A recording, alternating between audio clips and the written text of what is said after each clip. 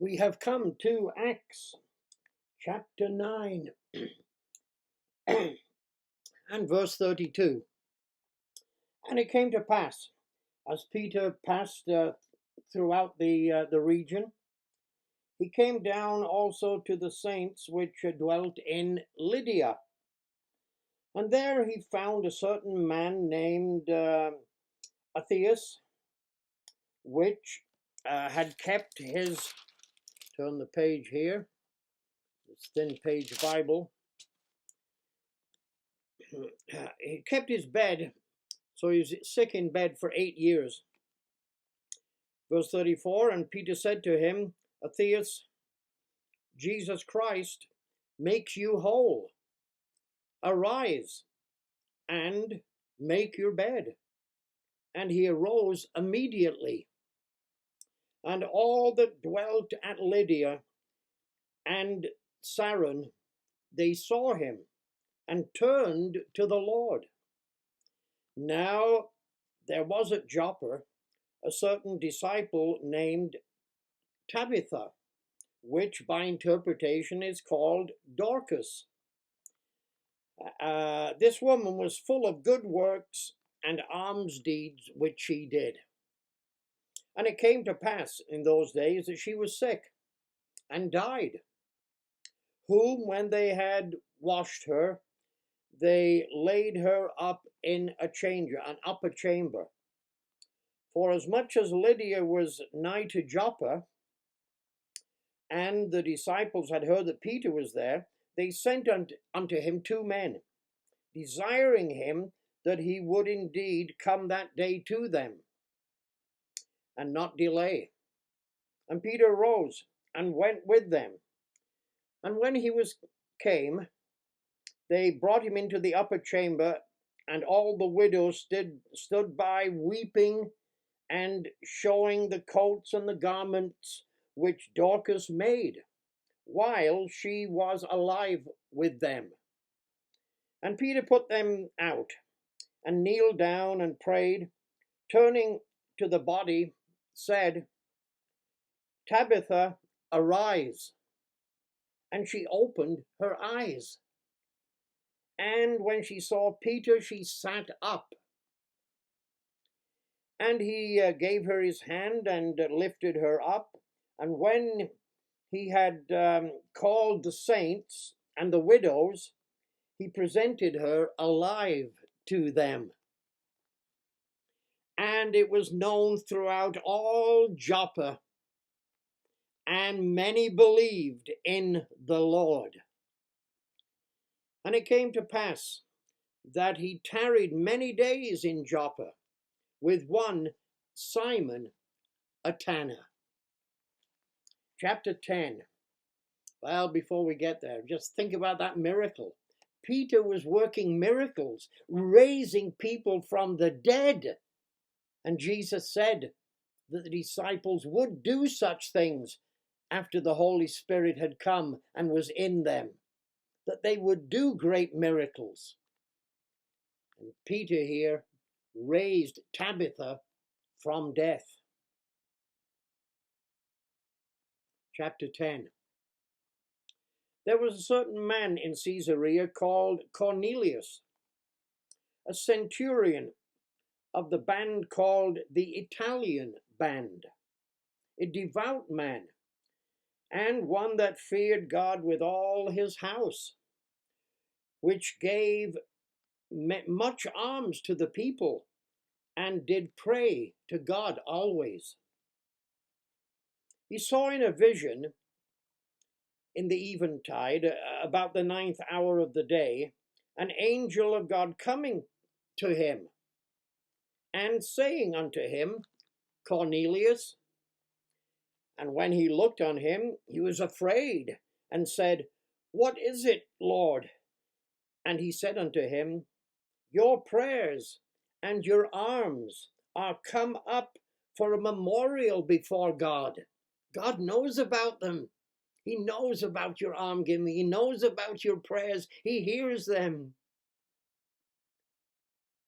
And now send men to Joppa, the angel said to him. Send men to Joppa, and asked for one called Simon, whose name is Peter. He lodges with one called Simon the tanner, whose house is by the seaside. He shall tell you what you are to do. And when the angel which spoke unto Cornelius departed, he called two of his household servants and a devout soldier of them that waited on him continually. And when he had declared all the things unto them, he sent them to Joppa. He was going for Peter. On the morrow, as they went on their journey, and drew nigh unto the city, Peter went up upon the housetop to pray about the 6th hour, so about noon. And he became very hungry, and would have eaten. But while they made ready, they were still making ready the meal for noontime, he fell into a trance. And he saw heaven open, and a certain vessel descending unto him, as it had been a great sheet knit at the four corners, and let down to the earth. The great vision that Peter is going to see. Wherein, on this large blanket, there was all manner of four-footed beasts of the earth, and the wild beasts, and the creeping things, and the fowls of the air. And there came a voice to him, Arise, Peter, kill and eat. But Peter said, Not so, Lord. I've never eaten anything that is common or unclean.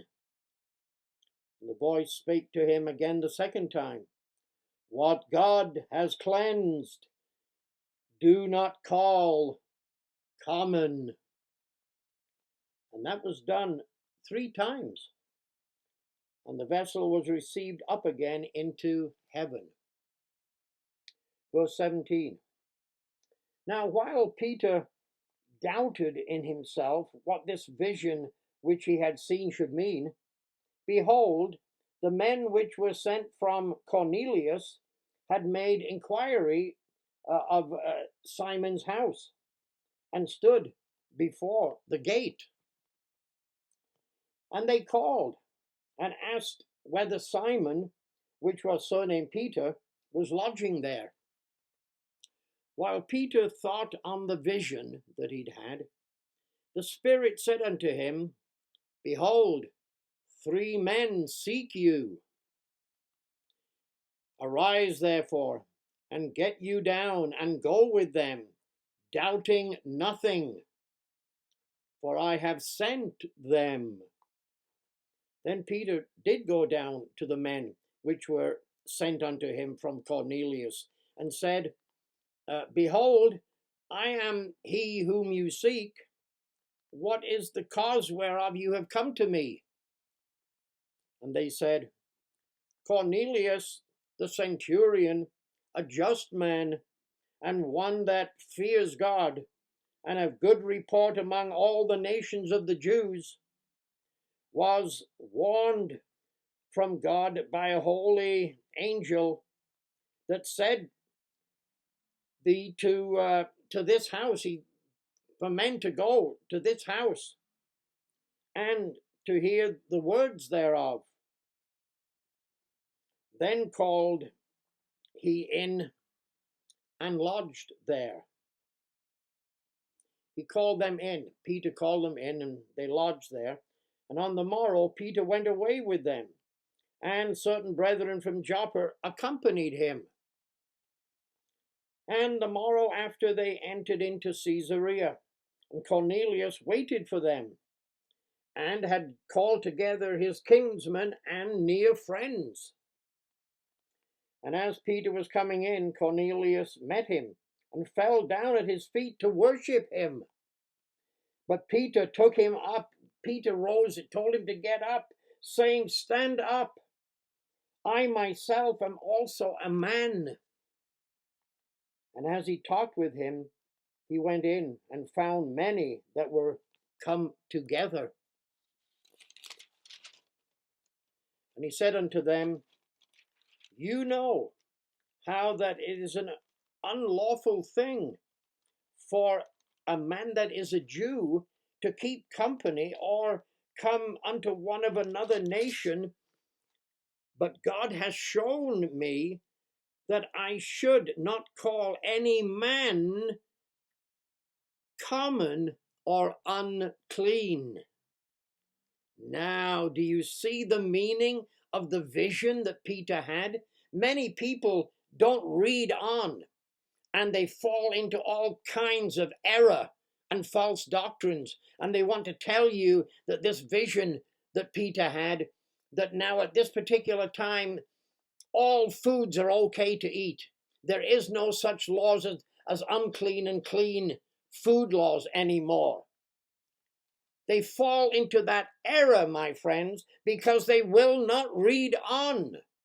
The vision that Peter had was not really to do with animals.